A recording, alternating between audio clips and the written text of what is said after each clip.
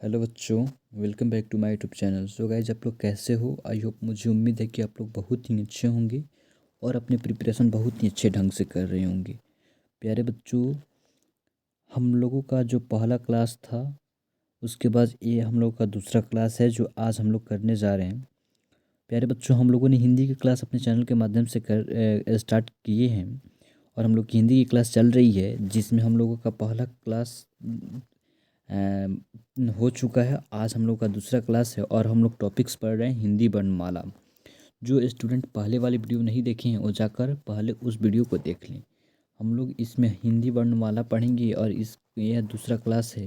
प्यारे बच्चों, जो स्टूडेंट नहीं जान रहे वो जान जाइए कि हम लोग की क्लासेस जो है वो रोज़ सुबह 9 बजे चलती है अपने चैनल के माध्यम से, वो भी फ्री ऑफ कॉस्ट चलती है।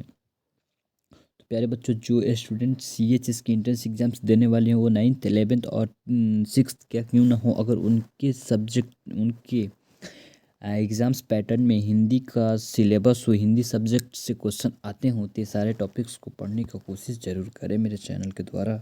ठीक है, तो देखिए प्यारे बच्चों, हम लोग इसमें हिंदी वर्णमाला पढ़ेंगे और हिंदी वर्णमाला में अल्पप्राण और महाप्राण इस दो टॉपिक्स को कवर करेंगे।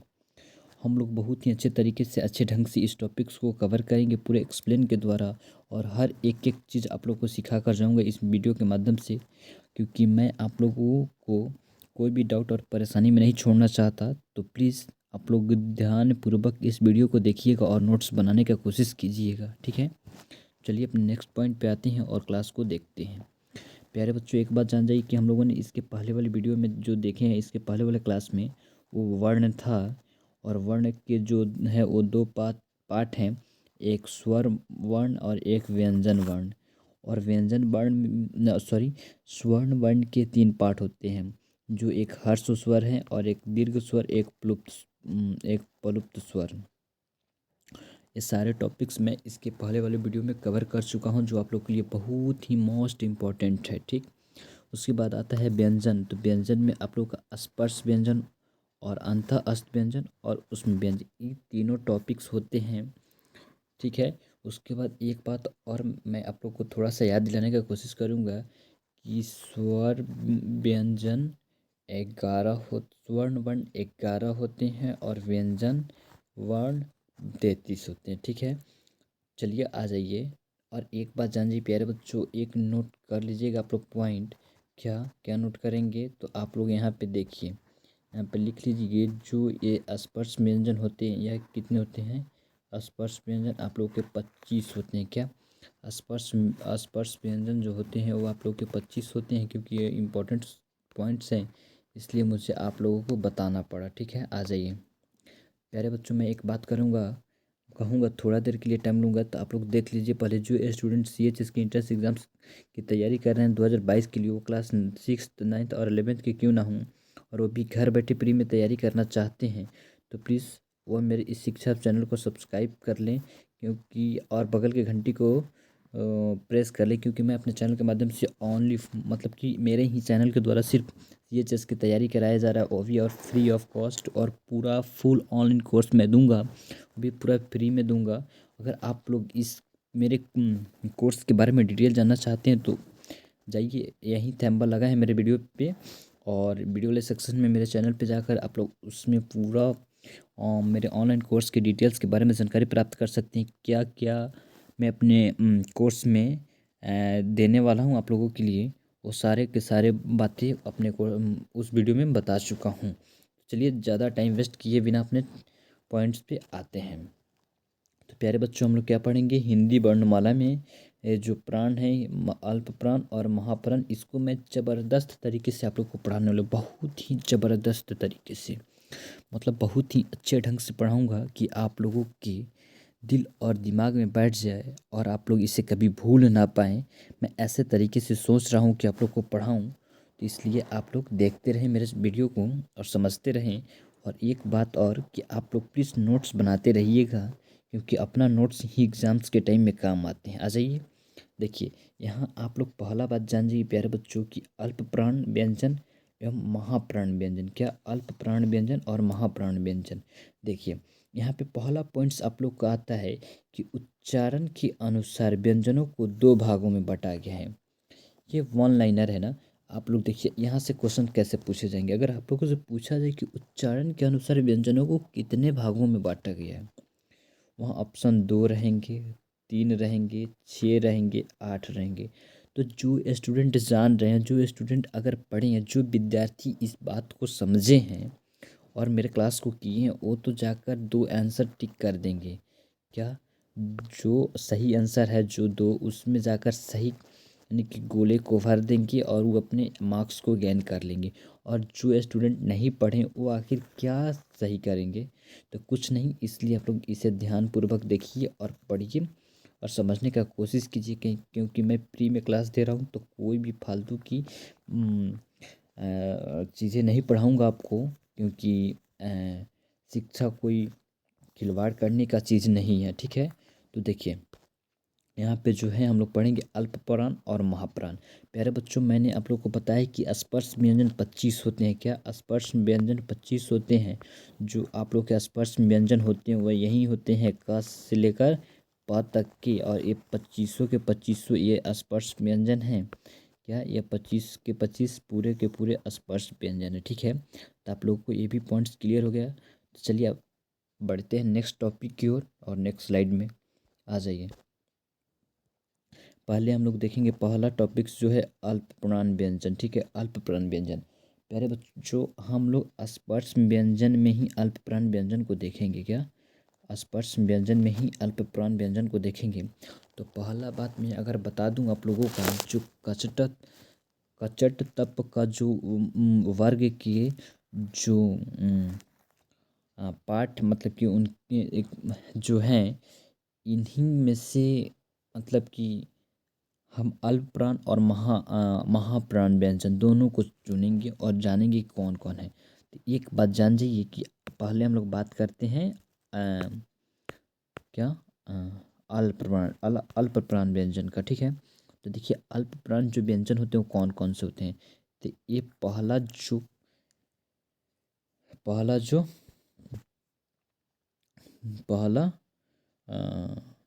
वर्ण है। और इसके बाद आप लोगों का तीसरा हो गया, तीसरा तीसरा और उसके बाद पांचवा। प्यारे बच्चों, एक के बाद एक छोड़कर एक, फिर एक के बाद एक छोड़कर एक, ठीक है। यानी कि ऐसे करके यहाँ एक मिनट यहाँ रुक जाइए। ऐसे करके आप लोग को जाना है, यहाँ छोड़ देना है और यहाँ फिर यहाँ से यहाँ एक बैग आना, ठीक है। तो यहाँ तक क्लियर हो गया। तो आप लोग यहाँ पर नहीं समझ पाए होंगे, तो आइए मैं नेक्स्ट स्लाइड में आप लोग को पॉइंट बाई पॉइंट करके समझाता हूँ। ठीक ठीक है। तो देखिए पहले हम लोग जान जाते हैं कि अल्पप्राण है क्या और अल्पप्राण किसे कहते हैं। कोई भी नए गेस्ट आते हैं यार, जो भी नए व्यक्ति आते हैं, उनकी इंट्रोडक्शन जानना चाहिए, उनके बारे में जानना चाहिए, उनको पहचानने के लिए, ठीक है। तो देखिए ऐसे व्यंजन जिनको बोलने में कम समय लगता है और बोलते समय मुख से कम वायु निकलती है, उन्हें अल्पप्राण व्यंजन कहते हैं। प्यारे बच्चों, आप लोगों ने क्या समझा? अगर आप लोगों से पूछा जाए कि आखिर वो कौन से व्यंजन है जिनको बोलने में कम समय लगता है और उन मुख से बोलते समय कम वायु निकलता है, तो प्यारे बच्चों जो भी मेरे विद्यार्थी हैं, जो भी मेरे स्टूडेंट हैं, वो क्या सही करेंगे? वो करेंगे अल्प व्यंजन, अल्प प्राण व्यंजन। क्योंकि मैं आप लोग को चिल्ला चिल्ला कर बता रहा हूँ कि ऐसे व्यंजन जिनको बोलने में कम समय लगता है और बोलते समय मुख से कम वायु निकलती है, उन्हें अल्प प्राण व्यंजन कहते हैं। आप लोग नोट कर लो या स्क्रीनशॉट लेकर नोट्स बना लेना, ठीक। चलिए उसके बाद दूसरा जो वीवीए इम्पोर्टेंट टॉपिक जो आते हैं आप लोग का यहाँ पे है, जो अल्प प्राण की संख्या वो 20 होती है। प्यारे बच्चों, अगर आप लोगों से पूछा जाए कि वो कौन से व्यंजन है जिनके 20 संख्या होते हैं, या ऐसे पूछा जाए कि अल्प प्राण व्यंजन की अल्प प्राण व्यंजनों की संख्या कितनी होती है, तो आप लोग क्या बोलोगे? तो जो स्टूडेंट जान रहे हैं वो क्या टिक करेंगे? वो आंसर देंगे, क्या देंगे? वो जो देंगे वो देंगे 20, ठीक है। 20 आंसर लिख देंगे। और जो नहीं जानते वो गलत सही करके आएंगे, ठीक है, या मुंह देख करके आएंगे। तो क्योंकि जो स्टूडेंट को CHS में पढ़ना है, सीरियसली मतलब सीरियस होकर के वो तो मेरे क्लास को अटेंड करें ही। ठीक है। तीसरा इंपॉर्टेंट टॉपिक्स जो आ रहे हैं आप लोग का, वो आ रहा है कि प्रत्येक वर्ग का पहला और तीसरा और पांचवा वर्ग अल्प प्राण है और सभी स्वर अल्प प्राण है। क्या आप लोग समझे? मैं यहाँ पे यही समझाने का, प्रत्येक वर्ग का ये जो पहला है, उसके बाद ये तीसरा है और ये पांचवा है, ये सभी के सभी अल्प प्राण है और इनके साथ साथ स्वर जितने हैं ना, ये भी अल्प प्राण ही हैं। ठीक है, आप लोगों ने समझ गए होंगे। और उसके बाद ये पॉइंट्स भी आप लोग के लिए मैं यहाँ पे ऐड कर दिया हूँ। जो स्टूडेंट चाहते हैं स्क्रीनशॉट लेना, वो लेकर के अपने नोट्स में लिख लें, क्योंकि मैं जो यहाँ पे बताया हूँ यहीं पे यहाँ पे ऐड किया गया है। ठीक है स्टूडेंट, जो दिक्कतें हो आप लोग मुझे कमेंट बॉक्स में बताइएगा, मैं उसे सॉल्व करूँगा। ठीक है, क्लास से रिलेटेड या टाइमिंग से रिलेटेड जो आप लोगों को दिक्कतें या प्रॉब्लम्स आ रहे हैं या मन में प्रश्न आ रहे हैं या जो भी डाउट है वो मुझे कमेंट बॉक्स में पूछ सकते हैं।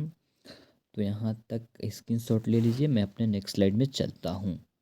आ जाइए, अपने नेक्स्ट स्लाइड में आते हैं। अपना नेक्स्ट स्लाइड और नेक्स्ट टॉपिक क्या है, नेक्स्ट पॉइंट क्या है, वो है महाप्राण। प्यारे बच्चों, हम लोगों ने अल्प प्राण को पूरे तरीके से कवर कर चुके हैं और हम लोगों का जो टॉपिक्स आता है दूसरा सॉरी जो हम लोगों का टॉपिक्स आता है जो दूसरा, वो क्या है? वो है महाप्राण व्यंजन। वो महाप्राण व्यंजन है।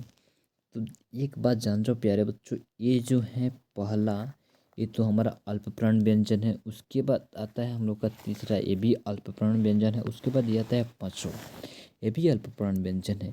प्यारे बच्चों, हम आप लोगों से बोले थे कि ये जो स्पर्श व्यंजन है 25, इन्हीं में से हम दोनों को चुनेंगे, अल्पप्राण और महाप्राण। तो प्यारे बच्चों, हम लोगों का जो बच जा रहा है, वो आखिर कौन से टॉपिक बच जा रहे हैं? यहाँ पे देख रहे होंगे आप कि ये वाला टॉपिक्स मैं कलर चेंज करके लिख रहा हूँ इसीलिए, और ये वाले टॉपिक्स तो यही जो हैं हम लोगों के महाप्राण व्यंजन है।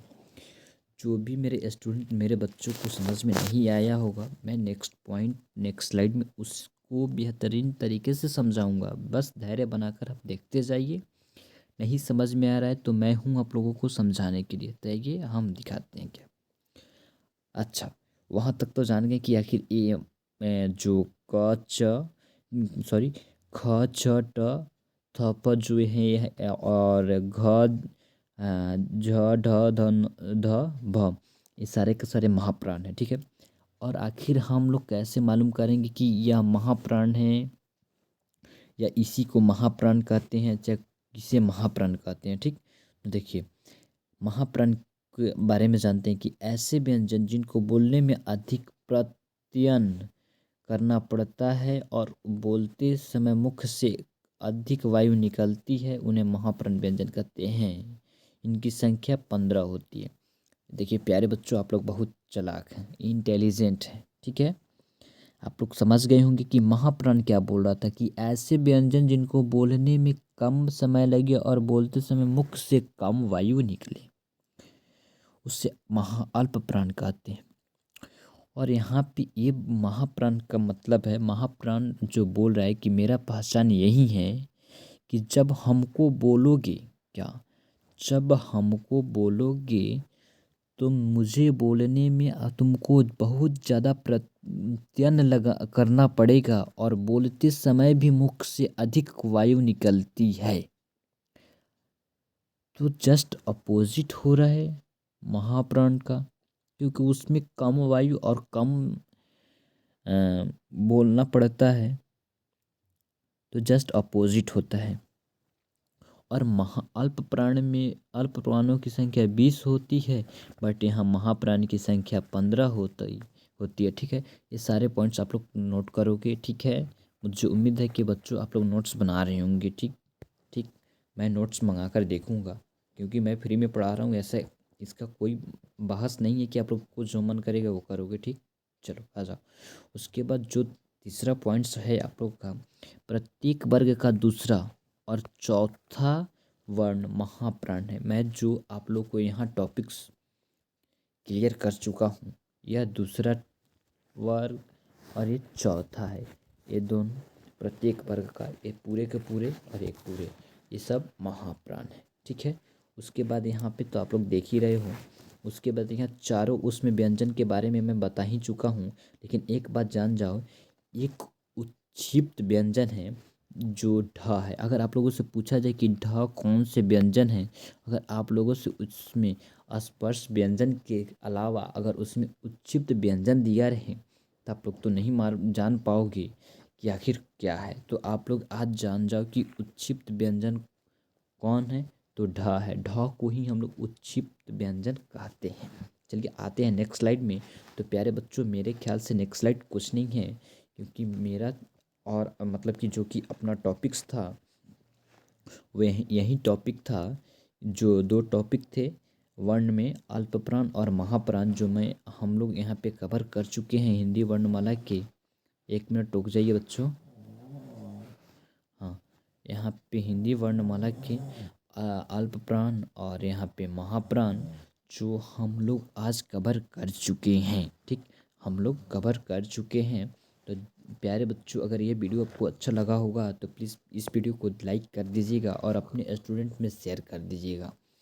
तो हाँ बच्चों, अगर सच में आप लोग तैयारी कर रहे हैं, अगर आप लोग का सच में एम है, गोल है कि CHS एंट्रेंस एग्ज़ाम्स को क्रैक कर लेना, और वो भी फ्री में घर बैठे, तो प्लीज़ मेरे शिक्षा आप चैनल को सब्सक्राइब कर लेना और बगल के घंटी को प्रेस भी कर लेना, क्योंकि मैं हर समय एजुकेशन से रिलेटेड अपडेट डालता हूँ, देते रहता हूँ अपने चैनल के माध्यम से।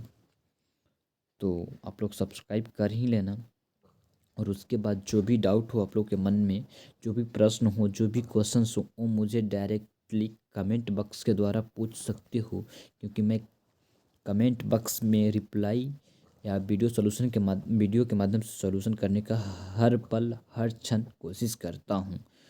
तो बच्चों, मिलते हैं नेक्स्ट वीडियो में और नए क्लासेस में, और फिर से मैं लेकर आऊँगा अगला दिन क्लासेस, हर समय रोज़ सुबह 9 बजे। तो थैंक यू बच्चों, मिलते हैं नेक्स्ट वीडियो में नए टॉपिक के साथ। जय हिंद, बाय बाय।